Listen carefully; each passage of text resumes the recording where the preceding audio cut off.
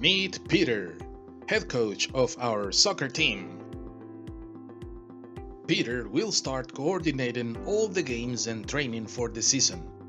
He wants to make sure that everyone receives all the communications and all the documentation is organized in just one place.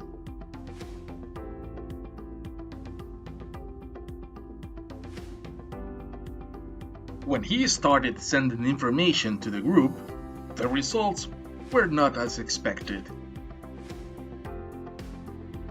How can he solve this? Using Dynamic Group Management from Togglebox. When using Togglebox Dynamic Groups, distribution lists are created and updated automatically.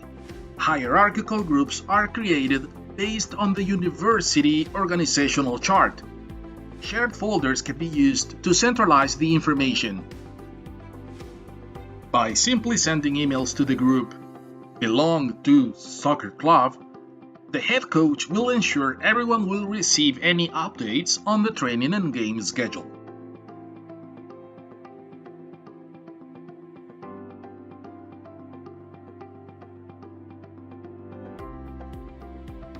In addition, all the training and competition info will be centralized in one shared folder.